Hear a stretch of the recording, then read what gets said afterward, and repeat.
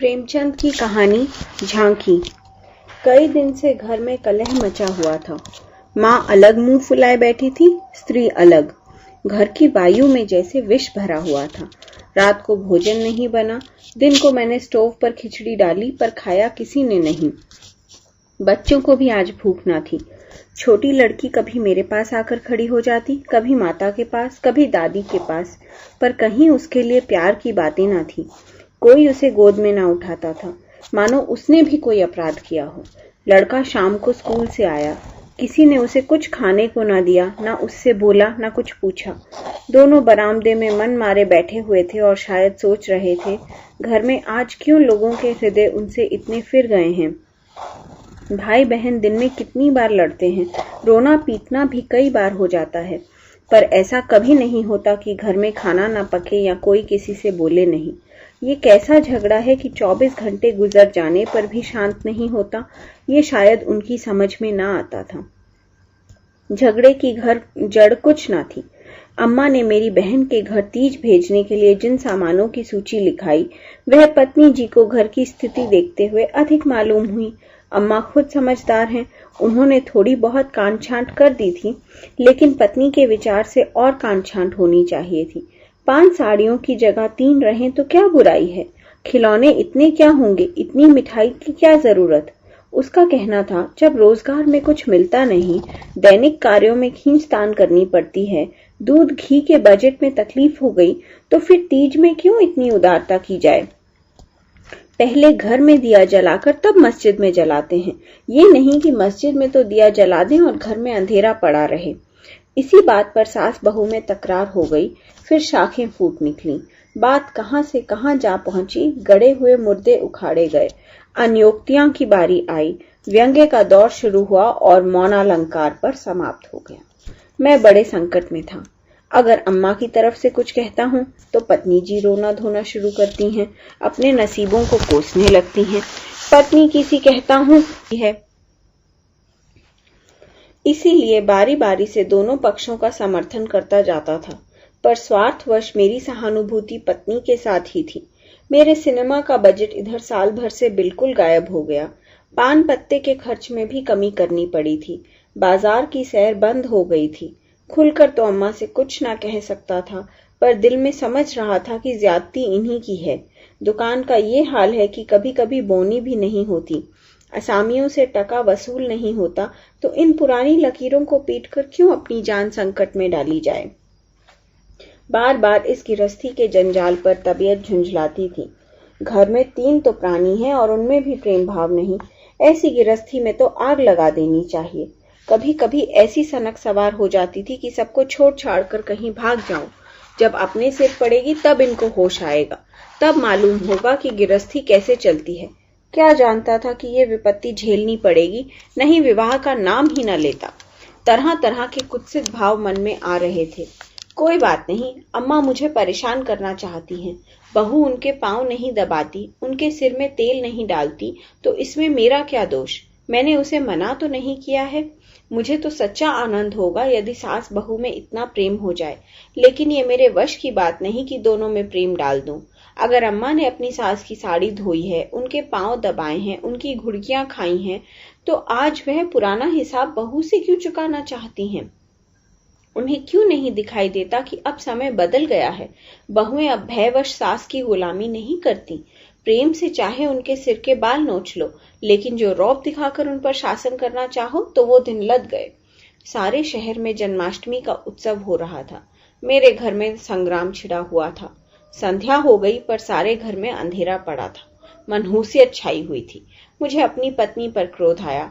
लड़ती हो लड़ो, लेकिन घर में अंधेरा क्यों कर रखा है। जाकर कहा, क्या आज घर में चिराग न जलेंगे। पत्नी ने मुंह फुलाकर कहा, जला क्यों नहीं लेते, तुम्हारे हाथ नहीं है। मेरी देह में आग लग गई। बोला, तो क्या जब तुम्हारे चरण नहीं आए थे तब घर में चिराग न जलते थे। अम्मा ने आग को हवा दी। नहीं, तब सब लोग अंधेरे में ही पड़े रहते थे। पत्नी जी को अम्मा की इस टिप्पणी ने जामे के बाहर कर दिया। बोली, जलाते होंगे मिट्टी की कुप्पी, लालटेन तो मैंने नहीं देखी। मुझे इस घर में आए 10 साल हो गए। मैंने डांटा। अच्छा चुप रहो, बहुत बढ़ो नहीं। ओहो, तुम तो ऐसे डांट रहे हो जैसे मुझे मोल लाए हो। मैं कहता हूँ चुप रहो। क्यों चुप रहूं? अगर एक कहोगे तो दो सुनोगे। इसी का नाम पतिव्रता है। जैसा मुंह होता है वैसे ही बीड़े मिलते हैं। मैं परास्त होकर बाहर चला आया और अंधेरी कोठरी में बैठा हुआ उस मनहूस घड़ी को कोसने लगा जब इस कुलच्छनी से मेरा विवाह हुआ था। इस अंधकार में भी 10 साल का जीवन सिनेमा चित्रों की भांति मेरे स्मृति नेत्रों के सामने दौड़ गया। उसमें कहीं प्रकाश की झलक न थी, कहीं स्नेह की मृदुता न थी। सहसा मेरे मित्र पंडित जयदेव जी ने द्वार पर पुकारा, अरे आज ये अंधेरा क्यों कर रखा है जी? कुछ सूझता ही नहीं। कहाँ हो? मैंने कोई जवाब न दिया। सोचा ये आज कहां से आकर सिर पर सवार हो गया। जयदेव ने फिर पुकारा, कहाँ हो भाई? बोलते क्यों नहीं? कोई घर में है भी या नहीं? कहीं से कोई जवाब न मिला। जयदेव ने द्वार को इतने जोर से झंझोड़ा कि मुझे भय हुआ कहीं दरवाजा चौखट बाजू समेत गिर ना पड़े। फिर भी मैं बोला नहीं। उसका आना खल रहा था। जयदेव चले गए। मैंने आराम की सांस ली। शैतान टला नहीं, घंटों सिर खाता।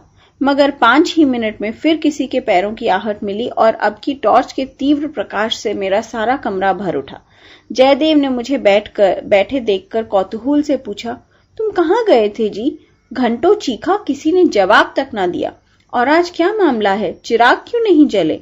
मैंने बहाना किया, क्या जाने, मेरे सिर में दर्द था। दुकान से आकर लेटे तो नींद आ गई।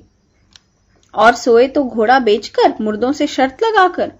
हाँ यार, नींद आ गई। मगर घर में चिराग तो जलाना चाहिए था, या उसका रिट्रेंचमेंट कर दिया। आज घर में लोग व्रत से हैं, ना हाथ खाली होगा। खैर चलो, कहीं झांकी देखने चलते हो?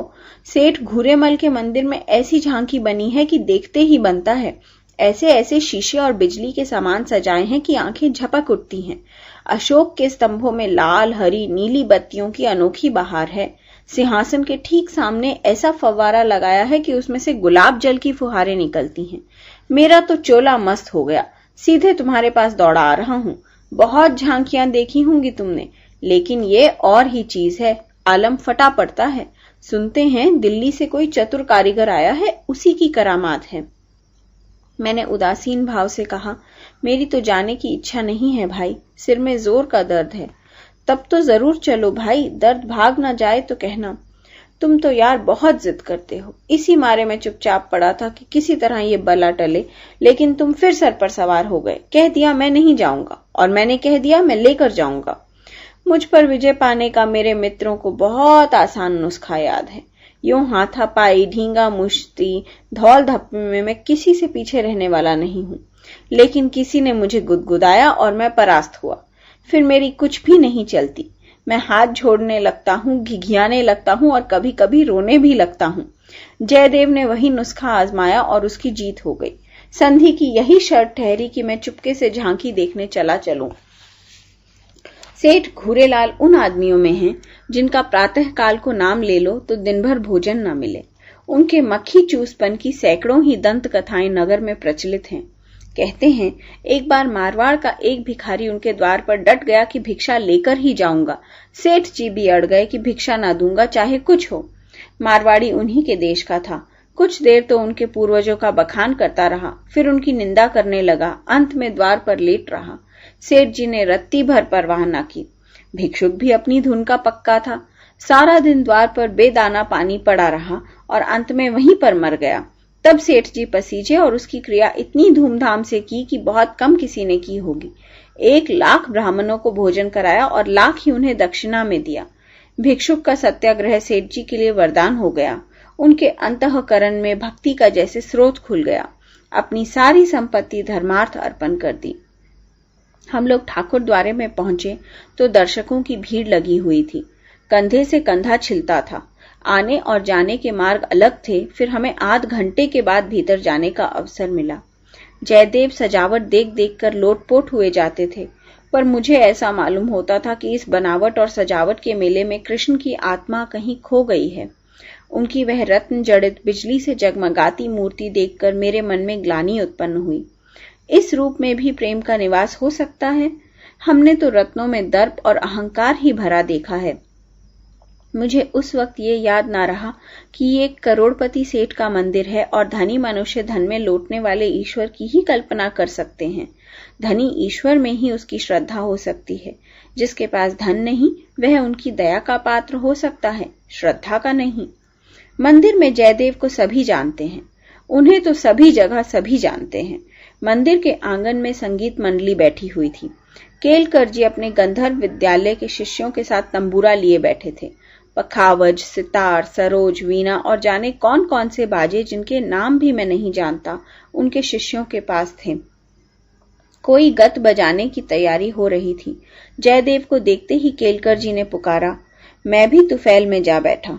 एक क्षण में गीत शुरू हुआ। समा बंध गया।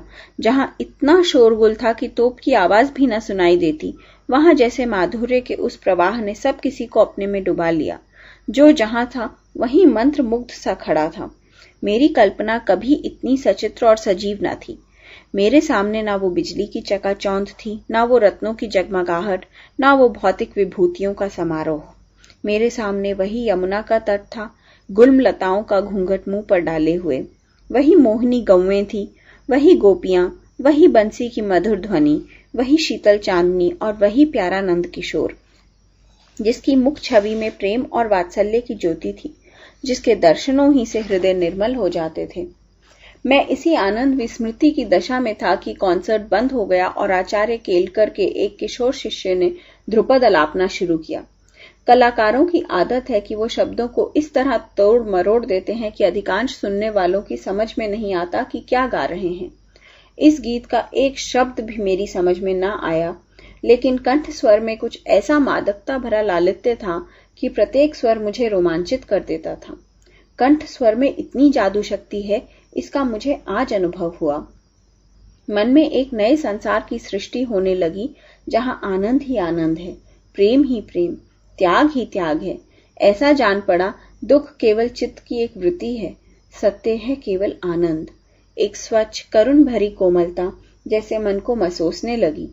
ऐसी भावना मन में उठी कि जहां जितने सज्जन बैठे हुए थे सब मेरे अपने हैं। फिर अतीत के गर्भ से मरे भाई की स्मृति मूर्ति निकल आई। मेरा छोटा भाई बहुत दिन हुए मुझसे लड़कर घर की जमा जथा लेकर रंगून भाग गया था और वहीं उसका देहांत हो गया था। उसके पाश्विक व्यवहारों को याद करके मैं उन्मत्त हो उठता था। उसे जीता पा जाता तो शायद उसका खून पी जाता, पर इस समय स्मृति मूर्ति को देखकर मेरा मन जैसे मुखरित हो उठा। उसे आलिंगन करने के लिए व्याकुल हो गया। उसने मेरे साथ, मेरी स्त्री के साथ, माता के साथ, मेरे बच्चे के साथ जो जो कटु, नीच और घृणास्पद व्यवहार किए थे वो मुझे भूल गए। मन में केवल यही भावना थी, मेरा भैया कितना दुखी है। मुझे इस भाई के प्रति कभी इतनी ममता ना हुई थी। फिर तो मन की वो दशा हो गई जिसे विवलता कह सकते हैं। शत्रु भाव जैसे मन से मिट गया हो। जिन जिन प्राणियों से मेरा वैर भाव था, गाली गलौच, मारपीट, मुकदमाबाजी सब हो चुकी थी, वो सभी जैसे मेरे गले से लिपट लिपट कर हंस रहे थे। फिर पत्नी की मूर्ति मेरे सामने आ खड़ी हुई, वो मूर्ति जिसे 10 साल पहले मैंने देखा था। उन आंखों में वही विकल कंपन था, वही संदिग्ध विश्वास, कपोलों पर वही लज्जा लालिमा, जैसे प्रेम सरोवर से निकला हुआ कोई कमल का पुष्प हो। वही अनुराग, वही आवेश, वही याचना जिसमें मैंने उसे न भूलने वाली रात को उसका स्वागत किया था, एक बार फिर मेरे हृदय में जाग उठी। मधुर स्मृतियों का जैसे स्रोत खुल गया। जी ऐसा तड़पा कि इसी समय जाकर विद्या के चरणों पर सिर रगड़ कर रोऊं और रोते रोते बेसुध हो जाऊं। मेरी आंखें सजल हो गईं। मेरे मुंह से जो कटु शब्द निकले थे वो सब जैसे मेरे ही हृदय में गड़ने लगे।